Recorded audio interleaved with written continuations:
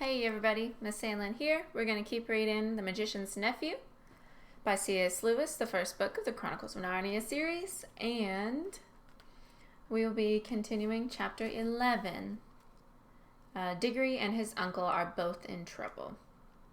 So Digory and Polly and the cab driver and the cab driver's horse, who can now talk, Strawberry, are on their way to see Aslan because Digory wants to see if there's anything that can save his mom because she's really sick and she might be dying, according to what his aunt was saying. And Uncle Andrew feels like he's about to be eaten by these wild animals, but it doesn't seem like they're really wild. They're trying to talk with him, but he convinced himself that they were just growling, so, as the book said, he made himself stupider, which probably is a feat, to say the least. He didn't seem the brightest crayon in the box to begin with. But anyways, we'll get on with chapter 11. Digory and his uncle are both in trouble. You may think the animals were very stupid not to see at once that Uncle Andrew was the same kind of creature as the two children and the cabbie. But you must remember that the animals knew nothing about clothes. They thought that Polly's frock and Digory's Norfolk suit and the cabbie's bowler hat were as much parts of them as their own fur and feathers. They wouldn't have known even that these three were all of the same kind if they hadn't spoken to them, and if Strawberry had not seemed to think so. And Uncle Andrew was a great deal taller than the children and a good deal thinner than the cabbie. He was all in black except for his white waistcoat, not very white by now, and the great gray mop on his hair, now very wild indeed, didn't look to them like anything they had seen in the other three humans at all. So it was only natural that they should be puzzled. Worst of all, he didn't seem able to talk either. He had tried to. When the bulldog spoke to him, or, as he thought, first snarled and then growled, he held out his shaking hand and gasped, "Good doggy, then, poor old fellow." But the beast could not understand him any more than he could understand them. They didn't hear any words, only a vague sizzling noise. Perhaps it was just as well they didn't, for no dog that I ever knew, least of all a talking dog of Narnia, likes being called a good doggy, then, any more than you would like being called my little man. Then Uncle Andrew dropped down in a dead faint. "There," said a warthog. "It's only a tree. I always thought so." Remember, they had never yet seen a faint or even someone fall. The bulldog, who had been sniffing Uncle Andrew all over, raised its head and said, "It's an animal, certainly an animal, and probably the same kind as those other ones." "I don't see that," said one of the bears. "An animal wouldn't just roll over like that. We're animals and we don't roll over. We stand up like this." And he rose to his hind legs, took a step backward, tripping over a low branch, and fell flat on his back. "The third joke! The third joke! The third joke!" said the jackdaw in great excitement. "I still think it's some sort of tree," said the warthog. "If it's a tree," said the other bear, "there might be a bee's nest in it." "I'm sure it's not a tree," said the badger. "I had a sort of idea it was trying to speak before it toppled over." "That was only the wind in its branches," said the warthog. "You surely don't mean," said the jackdaw to the badger, "that you think it's a talking animal? It didn't even say any words." "And yet you know," said the elephant, the she-elephant, of course. Her husband, as you remember, had been called away by Aslan. "And yet you know it might be an animal of some kind. Mightn't the whitish lump at this end be a sort of face? And couldn't those holes be eyes and a mouth? No nose, of course, but then, one mustn't be narrow-minded. Very few of us have what could exactly be called a nose." And she squinted down the length of her own trunk with pardonable pride. "I object to that remark very strongly," said the bulldog, whose nose, as you know, was squished flat against his face. "The elephant is quite right," said the tapir, which is like a big ol' anteater. It has a big ol' nose. "I tell you what," said the donkey brightly, "perhaps it's an animal that can't talk but thinks it can." "Can it be made to stand up?" said the elephant thoughtfully. She took the limp form of Uncle Andrew gently in her trunk and set him up on end, upside down, unfortunately, so that 2 half-sovereigns, 3 half-crowns, and a sixpence fell out of his pocket. But it was no use. Uncle Andrew merely collapsed again. "There," said several voices. "It isn't an animal at all. It's not even alive." "I tell you it is an animal," said the bulldog. "Smell it for yourself." Smelling isn't everything, said the elephant. Why, said the bulldog, if a fellow can't trust his nose, what is he to trust? Well, his brains, perhaps, she replied mildly. I object to that remark very strongly, madam, said the bulldog. Well, we must do something about it, said the elephant, because it may be the Nevil, and it must be shown to Aslan. What do most of us think? Is it an animal or something of the tree kind? Tree, tree, said a dozen voices. Very well, said the elephant. Then if it's a tree, it wants to be planted. We must dig a hole. And the two moles settled that part of business pretty quickly.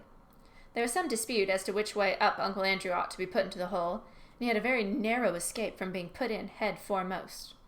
Several animals said his legs must be his branches, and therefore the gray fluffy thing, they meant his head, must be his root. But then others said that the forked end of him was much muddier, and it spread out. And it spread out more, as roots ought to do so. So finally he was planted right way up, and when they had patted down the earth, it came up above his knees. It looks dreadfully weathered, said the donkey. Of course, it's going to want some watering, said the elephant. I think I might say, meaning no offense to anyone present, that perhaps for that sort of work, my kind of nose... I object to that remark very strongly, said the bulldog. But the elephant walked quietly to the river, filled her trunk with water, and came back to attend to Uncle Andrew. The sagacious animal went on doing this till gallons of water had been squirted all over him, and water was running out of the skirts of his frock coat as if he had been for a bath with all of his clothes on. In the end, it revived him. He awoke from his faint. What awakening it was! But we must leave him to think over his wicked deed, if he was likely to do anything so sensible, and turn to more important things. So the narrator is leaving Uncle Andrew where he is, and we're going back to Digory and Polly. Strawberry now trotted on with Digory on his back, till the noise of the other animals died away, and now the little group of Aslan and his chosen counselors was quite close. Digory knew that he couldn't possibly break in on a solemn meeting, but there was no need to do so. At a word from Aslan, the he-elephant, the ravens, and all the rest of them drew aside. Digory slipped off the horse and found himself face to face with Aslan. And Aslan was bigger and more beautiful and more brightly golden and more terrible than he had ever thought. He dared not look into his great eyes. Please, Mr. Lion, Aslan, sir, said Digory, please, will you give me some magic fruit of this country to make my mother well? He had been desperately hoping the lion would say yes. He had been horribly afraid it might say no, but he was taken aback when it did neither. This is the boy, said Aslan, looking not at Digory, but at his counselors. This is the boy who did it. Oh dear, thought Digory, what have I done now? Son of Adam, said the lion, there is an evil witch abroad in my new land of Narnia. Tell these good beasts how she came to be here. A dozen different things that he might say flashed through Digory's mind, but he had the sense to say nothing except the exact truth. I brought her, Aslan, he answered in a low voice. For what purpose? I wanted to get her out of my own world, back into her own place. I thought I was taking her back to her own place. And how came she to be in your world, son of Adam? By magic. The lion said nothing, and Digory knew that he had not told enough. It was my uncle, Aslan, he said. He sent us out of our own world by magic rings. At least I had to go, because he sent Polly first. And then we met the witch in a place called Charn, and she just held on to us when... You met the witch? Said Aslan in a low voice, which had the threat of a growl in it. She woke up, said Digory wretchedly, and then turning very white. I woke her up, because I wanted to know what would happen if I struck a bell. Polly didn't want to. It wasn't her fault. I fought her. I know I shouldn't have. I think I was a bit enchanted by the writing under the bell. Do you? Asked Aslan, still speaking very low and deep. No, said Digory. I see now I wasn't. I was only pretending to be. There was a long pause, and Digory was thinking all the time. I've spoiled everything. There's no chance of getting anything from Mother now. When the lion spoke again, it was not to Digory. You see, friends, he said, that before the new clean world I gave you is 7 hours old, a force of evil has already entered it, waked and brought hither by this son of Adam. The beasts, even Strawberry, all turned their eyes on Digory till he felt that he wished the ground would swallow him up. But do not be cast down, said Aslan, still speaking to the beasts. Evil will come of that evil, but it is still a long way off, and I will see to it that the worst falls upon myself. In the meantime, let us take such order that for many 100 years yet this shall be a merry land in a merry world. And as Adam's race has done the harm, Adam's race shall help to heal it. Draw near, you other two. And the last words were spoken to Polly and the cabby, who had now arrived. Polly, all eyes and mouth, was staring at Aslan and holding the cabby's hand rather tightly. The cabby gave one glance at the lion and took off his bowler hat. No one had yet seen him without it. When it was off, he looked younger and nicer, and more like a country man and less like a London cabman. Son, said Aslan to the cabby, I have known you long. Do you know me? Well, no, sir, said the cabby. Leastways, not in any ordinary manner of speaking. Yet I feel somehow, if I may make so free, as how we've met before. It is well, said the lion. You know better than you think you know, and you shall live to know me better yet. How does this land please you? It's a fair treat, sir, said the cabby. Would you like to live here always? Aslan is offering the cabby to live here.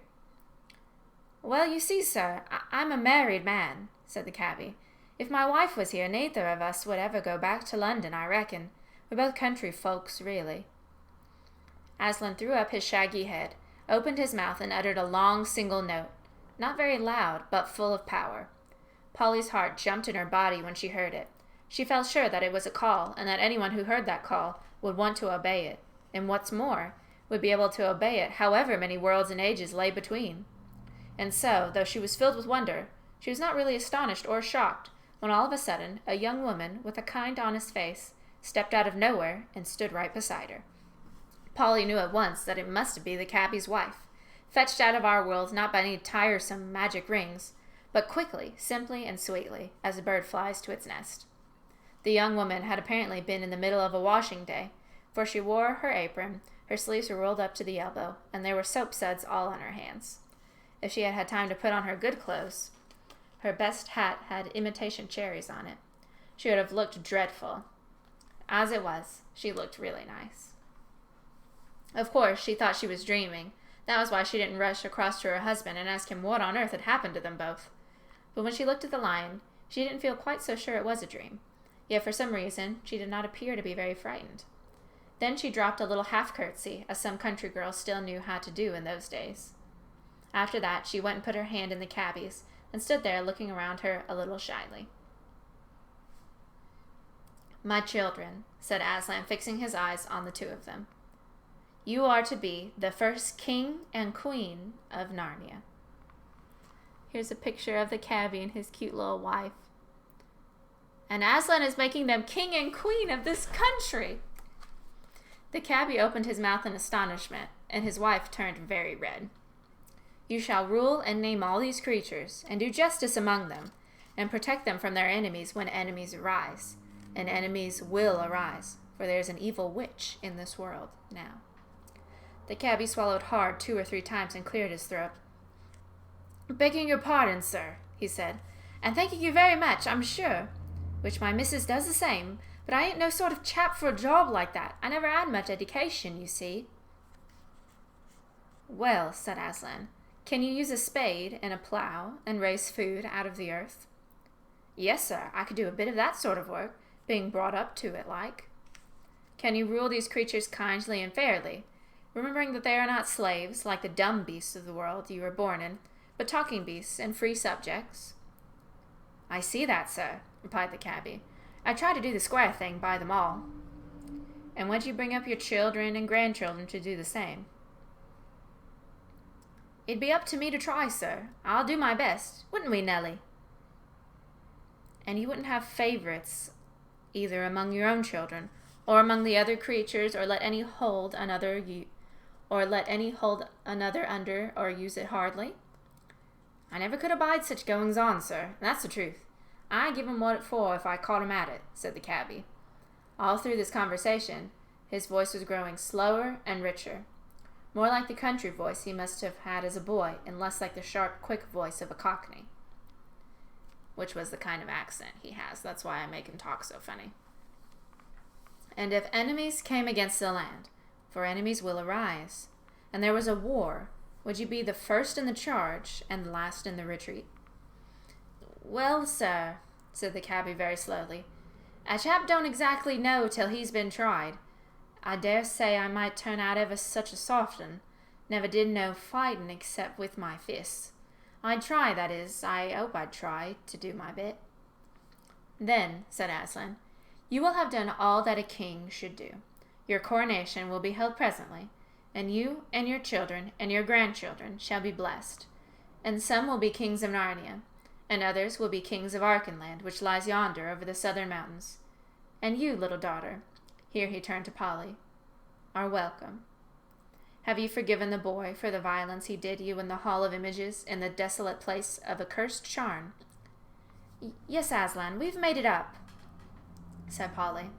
That is well, then, said Aslan. And now for the boy himself. And that's the end of chapter 11.